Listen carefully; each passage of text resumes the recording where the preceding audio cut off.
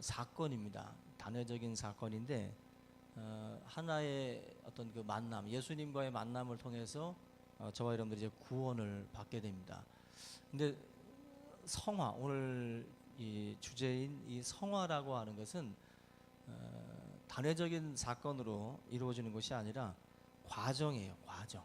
우리가 예수를 믿고 중생한 다음에 하나님의 나라에 갔을 때를 우리가 이제 영화롭게 된다. 영화의 단계로 들어가는데 그 영화의 단계에 들어가기 전 구원받은 중생들이 중생 얻어서 살아가는 그 삶 속에서 이루어지는 것을 성화, 거룩하게 변화된다 해서 성화라고 하는데, 이 성화는 진행형이에요. 받은 그 구원도 중요하지만 저와 여러분들이 해야 될 일 중에 하나가 바로 이 성화, 한 단계 한 단계 발전해 나가는 것, 그것을 하나님께서 우리에게 원하십니다. 오늘 12절 말씀 보면은 두렵고 떨림으로 너희 구원을 이루라 말씀을 합니다. 너희의 구원을 두렵고 떨림으로 이루라. 이룬다라는 말을 우리가 자칫 잘못하면은 우리가 해석에 오류를 범할 수 있는데, 구원을 얻기 위해서 노력해라 이런 말로 우리가 오역을 할 수가 있어요.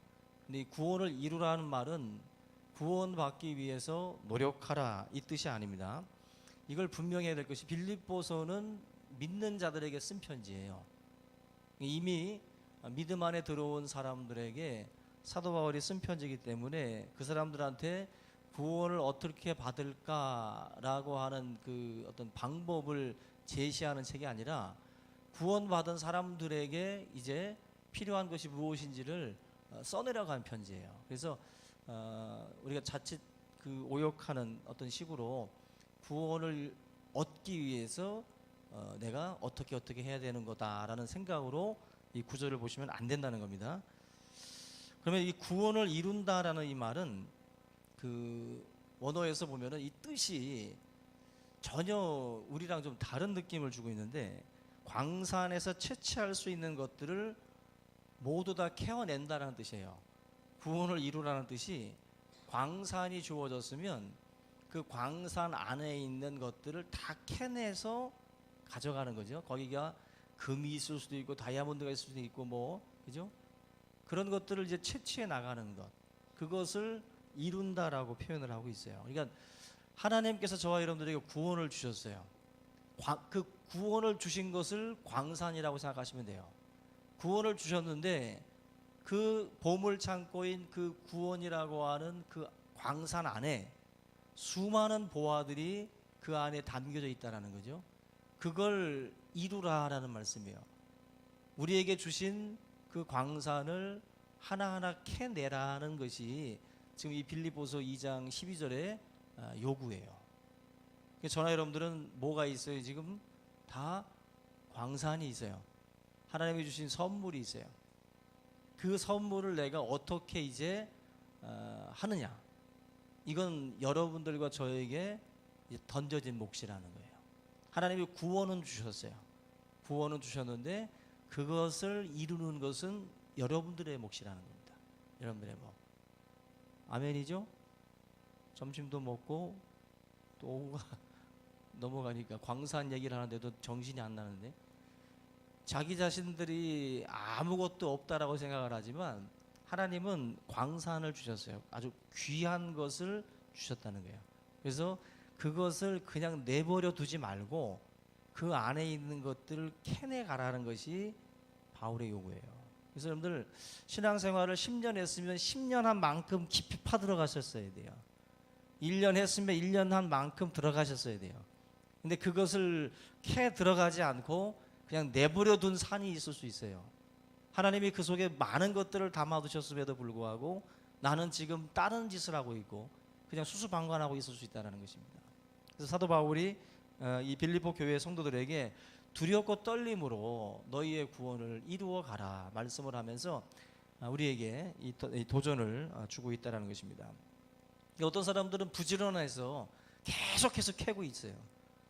어떤 분들은 게을러서 그 광산에 그 수많은 것들을 캐내지 못하고 그냥 놔두고 있고, 과연 나는 어떤 위치에 있는지를 한번 보셔야 돼요. 과연 내가 얼마나 하나님의 은혜를 사모하는가. 우리가 그 우물도 또 깊이 들어가서 파낸 그 물, 그 생수들이 귀하지 않습니까? 우리가 얼마나 더 깊이 묵상하고 더 우리가 하나님을 더 알수록 더 귀한 것들을 길어 올릴 수가 있다라는 거예요. 길어 올릴 수가. 저와 여러분들이 하루를 살면서 돈을 주워 보신 분 있으세요? 지난 주간에 혹시? 없네요. 흔하지 않은 경험인데 이 돈을 주워 보면 너무 기분 좋잖아요. 그죠? 10원은 발로 차고 지나가는데 요즘에는 혹시 야, 내가 이 허리를 굽는 이 수고가 10원어치는 되니까 안 굽고 그냥 발로 차고 가죠. 최소한 100원 정도는 돼야 그래도 수그리고 줍는데 그거 하나만 주셔도 너무 좋잖아요. 너무 좋잖아요. 그런데 우리 교회 그 밴드의 주원이가 계속 올리고 있는 매일의 양식 그거 보셔요. 얼마나 좋은 말씀들이 많습니까? 그죠? 무슨 얘기인지 모르는 분들 스마트폰 사세요. 어지간하면은 스마트폰 사셔가지고 교회 소식도 듣고 사진도 보고 하셔. 그 밴드에다가 지금 매일의 양식이라고 해서 말씀 여러 가지 좋은 이야기들이 올라가잖아요. 하루 길을 가다가 1,000원짜리 10,000원짜리 줍는 것보다 그 하루 떠올라오는 그 말씀을 통해서 귀한 것들을 캐내시는 것이 더 복된 것입니다. 크게 하면 하세요. 안 하셨던 분일수록 크게. 이걸 캐내시는 것이 그게 얼마나 기쁨인데요. 오늘도 너무 하루를 마치 길 가다가 돈 줍고 시작하는 것처럼 하루의 말씀을 딱 보면서 보석을 발견한 것처럼 가슴에 딱 간직하고 하루를 한번 해보세요. 그게 바로 성화되어 가는 것이에요. 성화되어 가는 것이에요. 두렵고 떨림으로 너희 구원을 이루라. 이게 바로 그런 거죠. 노력과 순종, 그런 말씀에 대한 수고, 이런 것들을 캐내는 수고가 있어야 돼요. 그래야만이 보석을 발견할 수 있습니다. 신앙생활하면서 말씀 속에서 은혜를 발견한다는 것은 굉장히 귀한 거예요. 여러분들이 그 다윗이 고백하듯이 송이꿀보다 더 답니다라고 다윗이 고백했던 것처럼 우리 성도님들도 이런 말씀 속에서 신기한 것들을 좀 발견해낼 수 있기를 주님의 이름으로 축원합니다. 여기 보면은 그 이루다라는 것, 그 NIV 우리 성경에 보면은 그 워크아웃이라고 되어 있어요. 워크아웃. 이 워크아웃이라는 게 마치 헬스클럽에서 뛰는 것처럼 우리가 어떤 그 수련을 하듯이, 연단을 하듯이, 단련을 하듯이 그렇게 하는 겁니다. 다시 말하면 너희 구원을 이루라는 말씀 자체가 계속 하는 거예요. 계속 뛰는 것처럼 계속 하는 겁니다. 그러니까 이 성화라는 것은 이벤트로 되는 게 아니에요. 우리 학생들 얼마 전에 수련회 갔다 왔잖아요. 그 수련회 한번 갔다 온 곳으로 성화가 될까요? 안 됩니다, 절대로. 그때 갔다 와서는 뭐 게임 하지 말아야지, 이제 뭐 대단한 결심들 하고 왔더라고. 막 뭐 게임 하지 말아야지. 지금 내가 볼 때 게임 지금 또 중독됐어. 지금 막 손 떨리면서 막. 그게 성화라는 것은요, 그렇게 한번 불꽃 팡 터지듯이 이렇게 불꽃놀이 이루다가 되는 게 아니에요. 끊임없이 캐 들어가야 된다고. 하나님의 말씀을 계속 캐내야 돼요.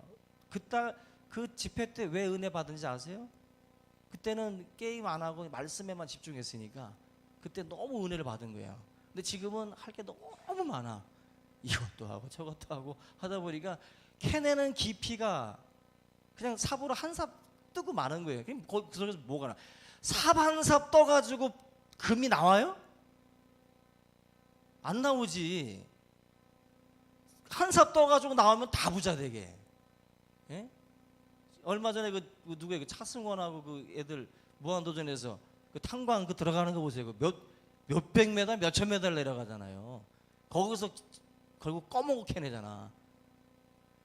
금 같은 것들을 캐내려면 얼마나 깊이 들어가야 되겠어요. 근데 일상 속에서 삽 한 삽 떠놓고서 없네 있네 따지고 있으니 그게 문제라는 거예요. 거기서 성화는 이룰 수 없어요. 성화는 결국 오늘 제목처럼 성화의 과정이 필요한데, 성화라는 것은 이루어가는 거예요. 계속 하는 거예요. 계속 헬스클럽 가서 뛰듯이 여러분들이 계속해서 뭔가를 하나님의 이 일들을 지속적으로 행할 때에 그때 보화를 캐낼 수가 있어요. 보화를. 성화는 단발로 안 됩니다. 단발. 한 발 쏴가지고 잡으려는 분들 있잖아요. 한 발로. 난 한 발만 달라고. 한 발. 아니라는 거예요. 한 발. 절대로 그렇게, 어떻게 보면 신앙도 요행을 바라는 분들이 있잖아요. 신앙도 요행을 한 번 눈 떴더니 그냥 바울이 돼버리고 그냥 다윗이 돼버렸으면 좋겠잖아요. 그냥 하루 아침에. 근데 그렇게 안 되죠. 그렇게 안 됩니다. 우리가 신앙생활이라고 하는 거, 그 성령 안에서의 그런 풍성한 삶이 있는데 그 풍성한 삶을 못 누리는 분들이 있고 누리는 분이 있어요. 똑같이 예수 믿고 있는데 누구는 주님이 주신 그 광산에서 다이아도 캐고 금도 캐고 막 지금 캐면서 막 기쁨으로 막 신앙생활을 하는데, 누구는 그냥 항상 먼지만 날리는 거예요. 항상. 왜? 성령 안에서의 풍성한 삶을 하나님께서 말씀해 놓으셨는데 그 성령의 기쁨을 못 누리고 왜 이렇게 포석포석한 삶을 그냥 살아가고 있냐는 거죠. 그 이유가 바로 주님이 말씀하시는 두렵고 떨림으로 너희 구원을 이루라, 이 부분에서 계속된 어떤 그 추구가 그게 없기 때문에 그렇습니다. 우리 학생들 같은 경우도 다시 캐기 시작을 하셔야 돼요. 삽질을 하셔야 된다고. 우리 모든 성도님들이 그런 그 수고를 등한히 하고 구원 받았으니까 하고 널브러지게 있으면 은혜 안 됩니다. 절대로. 조금씩이라도 수고하려고 하고 조금씩이라도 시간을 내서 내가 말씀을 보려고 하고 또 예배에 참석하려고 하고 기도하려고 해야 조금씩 들어가는 거지, 그것이 없이는 한 번에 무슨 벼락 맞듯이 그냥 은혜 받으려고 하는 거, 그죠? 좀 제발 좀 훌륭한 목사님이 오셔서 나에게 좀 은혜를 좀 줬으면 좋겠다. 우리 목사님 가지고는 안 돼 하면서 이렇게 그런 분들 있잖아. 정 목사 가지고는 안 되니까 좀 제발 좀 대단한 분이 오셔서 한 방 좀 했으면 좋겠다고.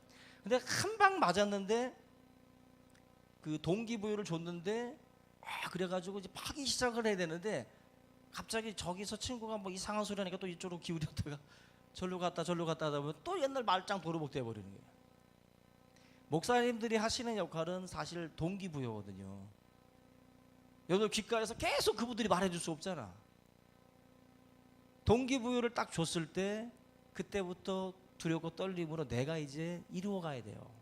구원은 사건이지만 성화는 나에게 주어진 과제이고 또 과정입니다. 여러분들이 그걸 놓치면 안 된다는 거예요. 우리 모든 성도님들에게 그런 어떤 그 수고, 이런 어떤 그 추구가 마음 가운데서 일어날 수 있기를 주님의 이름으로 축원합니다. 특별히 여기 두렵고 떨림이라는 단어, 두렵고 떨림으로 이루라고 그러잖아요. 이건 무슨 말씀이에요? 쉽지 않다는 거잖아요. 이런 것들이 쉽지 않다는 거예요. 지금 이렇게 다시 돌아가고 다시 돌아가는 이렇게 자꾸 된다는 이유가 그만큼 쉽지 않은 거예요. 내가 이 구원을 이루어가는 과정 자체가 쉽지 않기 때문에 바울도 이 말씀을 하고 있는 겁니다. 사단이 가만두지 않지요. 과거에는 내가 사단의 자녀였지만 이제 하나님의 자녀가 된 이상 사단이 우리들의 삶에 대해서 가만둘 수가 없는 거예요. 그래서 어떻게 하든지 우리를 무기력하게 만들고 긴장을 놓게 만들어서 자꾸만 세상으로 기울어지게 하겠죠. 그러므로 두렵고 떨림으로 너희 구원을 이루라는 것입니다. 참 힘든데 우리가 그 12절 말씀 이어지는 13절에 보면은 너희 안에서 행하시는 이는 하나님이시니 자기의 기쁘신 뜻을 위하여 너희에게 소원을 두고 행하게 하시나니. 여러분들이 하나님의 은혜를 사모하고 추구하고 나가다 보면 자꾸 하나님이 힘을 주십니다. 힘을 주고 이 속에서 소원을 갖게 하신다는 거예요. 너희에게 소원을 두고 행하게 하신다. 우리 마음 가운데에 간절한 소원들이 있잖아요. 근데 그 소원 중에 하나님을 추구하고 하나님을 사랑하는 이 소원, 주님의 뜻을 이루고자 하는 그 소원이 우리 안에 생긴다는 거예요. 그래서 이 소원을 두고 자꾸 뭔가를 이렇게 행하게 하시는 분, 그분이 하나님이시라는 거예요.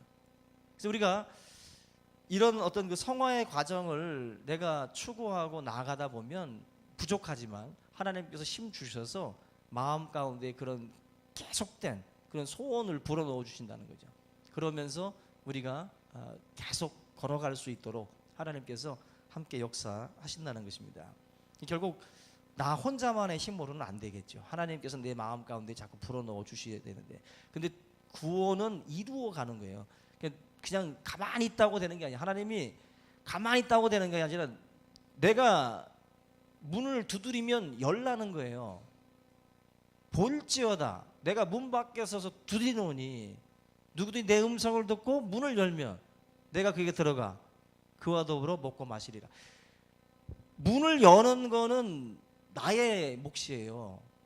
주님이 두드립니다. 주님이 문 부시고 들어오는 분이 아니라 문을 두드리면 네가 열라는 거예요.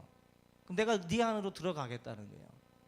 하나님의 음성을 들었으면 내가 문을 열고 내가 먼저 추구를 해야 돼. 내가 사모하고 열어놔야 된다는 거예요. 그것이 없으면 이 구원을 이루어가는 것 자체가 굉장히 어렵다는 것입니다. 여러분들의 마음 가운데에 하나님께서 이런 거룩한 소원을 불어넣어 주시기를 소원합니다. 그래서 그 소원 가운데서 누가 시켜서가 아니라 막 이 속에서 막 그런 설렘이 있으셔야 돼요. 말씀 좀 봐야지, 기도 좀 해야지, 교회를 가야지 하는 그런 거룩한 소원들, 내가 전도해야지, 선교해야지, 이런 마음들이 이 속에서 일어나게 하시는 거예요. 그게 바로 하나님의 역사인 줄로 믿습니다. 우리가 이 성화의 과정은 뭐 몇 가지로 볼 수 있는데, 옛사람을 버리는 것이고 또 새 사람이 되어가는 과정인데, 에베소서 4장 22절부터 24절까지 보시면 그 썩어져가는 그 옛사람, 이것을 벗어버리라고 자꾸 말씀을 해요. 근데 이 옛사람을 벗어버리는 것이 성화인데, 여러분들은 지금 예수를 믿었지만 예전에 여러분들이 같이 있어요. 육적인 나의 모습과 영적인 나의 모습이 지금 같이 있는 거예요. 우리 안에. 바울이 그 싸움을 계속 싸웠거든요. 제 안에 예수 믿기 전에 내가 있고 또 예수님을 또 추구하는 내가 있어요. 이 둘이 내 안에 있습니다. 이 둘이 끊임없는 영적 싸움을 싸우고 있어요. 근데 이 옛사람을 벗어버리라는 것도 계속 하라는 거예요. 계속 벗으라는 거예요. 계속해서 벗으라는 거예요. 오늘도 벗어야 될 옛사람이 내 안에 있거든요. 어느 목사님이 강원도에 놀러 가셨대요. 놀러 가셔가지고 그날 영하 15도였답니다. 영하 15도였는데 그 호텔 그 중식당에서 음식을 먹고 계산을 하려고 하니까 프론트로 올라가라고 그러더래요. 그래서 글로 올라갔더니 다시 또 내려가라고 하더래요. 다시 내려갔답니다. 내려갔더니 아니라고, 다시 올라가라고. 올라갔더니 또 아니라고 해서 또 다시 내려갔대. 이걸 3번을 애들 데리고 뭐 이렇게 왔다 갔다 하다가 이제 뚜껑이 헐쩍 열린 거예요. 그래서 프론트 여직원 보고 저기 매니저 나오라고.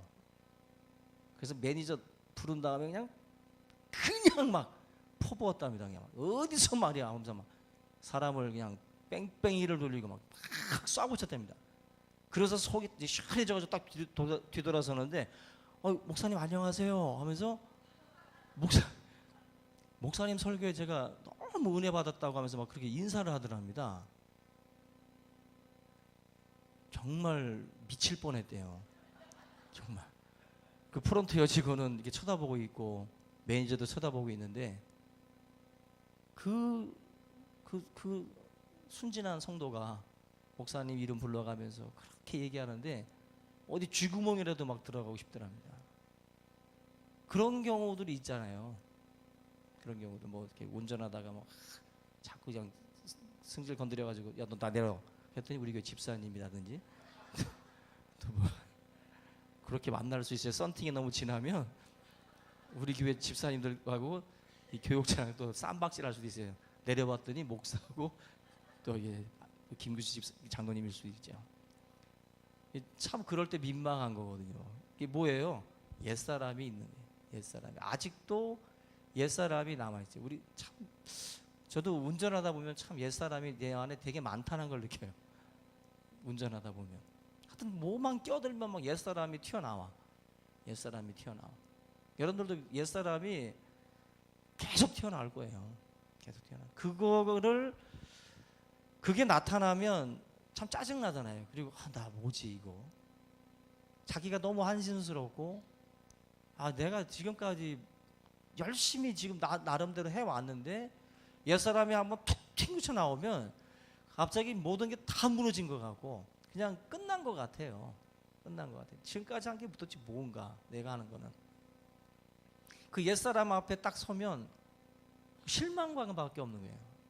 내가 목사인데 내가 그때 장로고 집사고 그때 이렇게 세월을 입었는데 아직도 이 모양이네 하면서 낙심이 된다고요. 낙심이.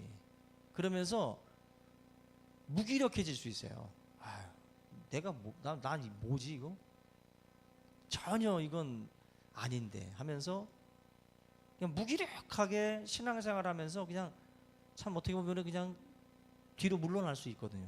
자꾸 그런 경험들을 하게 되면. 근데 이 성경은 그런 것들에 대해서 미리 바울이 로마서를 통해서도 말씀을 주고 있어요. 내 속에 내가 아닌 또 다른 나가 또 있어요. 그러면서 나를 자꾸 죄의 법 아래로 나를 사로잡아 간다 그랬어요. 그렇죠? 자꾸만 나는 성령의 소욕을 따라 살고 싶은데 나를 자꾸만 죄의 법으로 끌고 가는 놈이 있다고. 그 놈에게 끌려서 가고 난 날은 형편없이 다운돼 버리고 하나님의 일도 다 놓고 싶고 그냥 무너지는 거예요. 근데 사도 바울이 그 경험을 했거든요. 사도 바울이 하나님을 따르고 싶은 나 그리고 죄로 기울어지는 나, 이 두 나가 내 안에 있다라는 거예요. 그것 때문에 바울이 굉장히 힘들어했어요. 그걸 보면 저와 여러분들의 삶에도 분명히 이런 어떤 그 전쟁, 영적 전쟁이에요. 이게 전쟁이거든요. 이 전쟁이 중동에만 있는 게 아니라 우리 안에서 일어나요. 지금 계속 일어나는 거예요. 그 전쟁에서 승리한 날은 목사님 하면서 오고 그 전쟁에서 패한 날은 내 눈빛을 피하죠. 계속 다 피해 댕기시는 거예요. 그래서 주일날도 내 눈빛을 피하는 분들은 하여튼 뭔 짓을 한 거야. 뭔가가 좀 구린 게 있는 거죠, 뒤에. 그러니까 자꾸만 피하는 거예요. 눈 마주치기가 두렵고 무서운 거죠. 우리의 삶을 보면 그 두 나가 계속 괴롭혀요.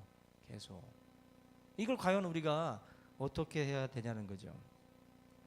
로마서 7장 19절, 20절, 21절에 바로 그 내용들이 나와 있습니다. 제가 한번 잠깐 읽어드리면 내가 원하는 바 선은 행하지 아니하고 도리어 원하지 아니하는 바 악을 행하는도다.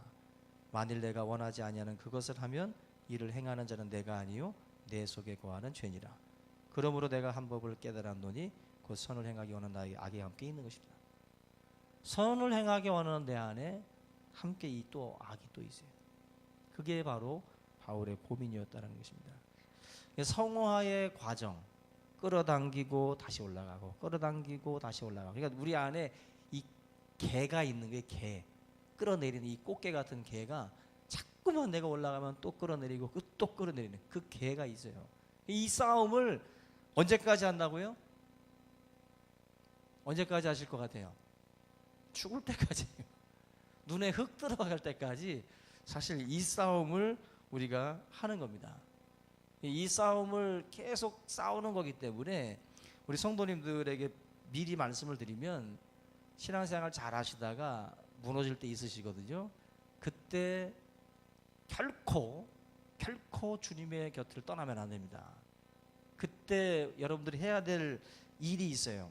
제가 성경 구절을 말씀드리면 히브리서 4장 16절입니다. 히브리서 4장 16절. 그러므로 우리는 긍휼하심을 받고 때를 따라 돕는 은혜를 얻기 위하여 은혜의 보좌 앞에 담대히 나아갈 것이니라. 힘들 때일수록 무너졌을 때 여러분들이 가야 될 장소는 대포집이 아니라 무너지신 날은 은혜의 보좌 앞에 오셔야 돼요. 탕자가 어쨌거나 아버지 앞으로 와야 회복되는 거예요. 은혜의 보좌 앞에 담대히 나오라는 이유가 뭐냐면은 우리가 죄를 지어서 하나님 앞에 고개를 들 수 없지요. 그러나 하나님은 말씀합니다. 은혜의 보좌 앞에 예수 이름 힘입어서 담대하게 나오라는 거예요. 너의 죄된 모습을 예수 그리스도가 담당하셨다는 거죠. 주님이 그 죄인 되었을 때, 우리가 원수 되었을 때 우리를 찾아오신 분이에요. 우리가 연약하다라는 것을 아시고도 우리를 구원하신 분이에요. 그렇기 때문에 은혜의 보좌 앞에 주님이 모르는 일을 한 게 아닙니다. 주님이 여러분들의 행동에 당황스러워하는 적은 없어요. 다 예상하신 일들을 하고 있어요. 하나님은 다 아시는 분입니다. 그래서 은혜의 보좌 앞에 절대로 담대하게 나오라는 거예요. 담대하게. 은혜의 보좌 앞에 예수 그리스도를 힘입어서 여러분들이 연약함을 들고 다시 나오라는 거예요. 오늘 여러분들 한 주간 죄 가운데 있다가라도 오늘 나오신 분은 승리하는 거예요. 또다시 가서 일주일 동안 죄 가운데 계셔도 괜찮습니다. 사시다가라도 또 무너졌어, 괴로워. 그래도 또 하나님 앞에 가야지, 또 회개해야지 하고, 또 이게 여러분들 세상 사람들은 그런 말을 해요. 야, 무슨 놈의 일주일 동안 죄 짓고 가서 회개하고 죄 짓고 가서 뭐 하는 짓이냐 이게. 그런 게 어딨냐고 막 그래요. 한마디로 이제 못난 것처럼 자꾸 얘기를 하는데 인간을 모르는 거예요. 여러분들 죄 짓고 회개하고 죄 짓고 회개하고 그거를 치열하게 안 싸워본 사람들은 그걸 장난스럽게 얘기하는데, 죄 짓고 회개하고 죄 짓고 회개하고 그게 정답이에요. 일주일 동안 죄 안 짓고 정말 떳떳하게 하나님 보좌 앞에 올 수 있는 사람은 없어요. 다. 그래서 죄 짓고 하나님 앞에 나와서 엎드려야 되는 것 참 딜레마인데, 그럼에도 불구하고 우리 성도들은 그 일을 하고 있는 거예요. 참 뻔뻔한 것 같은데도 또 그 짓을 하고 있어요. 우리는. 저도 오늘 뻔뻔하게 또 나와서 하나님 앞에 또 회개하는 거고, 여러분들도 또 뻔뻔하게 나와서 회개하는 거예요. 그런 게 어딨냐 하지만 그게 내 아버지인 걸 어떻게 해. 내 하나님께서 나를 그렇게 용서해 주시고 다시 또 품어주신다는 거예요. 마치 이것을 반복하는 인생들이 한심한 것처럼 얘기하는 것은 아직 치열하게 안 싸워본 사람들이에요. 죄가 얼마나 강력한지를 모르는 거예요. 내가 날마다 죄 앞에 넘어지는 모습을 가지고 사도 바울이 통곡을 했거든요. 그 선한 바울도 죄의 문제로 고민을 했어요. 여러분들, 저와 여러분들이 당연한 겁니다. 당연한 거예요. 언제나 실수하고 여러분들이 무너졌을 때 성화의 과정이라고 생각을 하고 주님 앞에 다시 나와서 회개하시고 또 다른 패턴으로 주님의 말씀을 추구해서 하루하루 자꾸 여러분들이 조금씩이라도 나아져 가야 돼요. 그게 하나님이 우리를 향한 또 뜻입니다. 오늘 이 말씀들을 여러분들이 기억을 하시고 정말 한 주간 믿음 안에서 우리의 모습들이 조금씩이라도 성화되어져 갈 수 있기를 주님의 이름으로 축원합니다. 오늘 이 시간 오늘 말씀을 함께 붙들고 통성으로 함께 기도하겠습니다.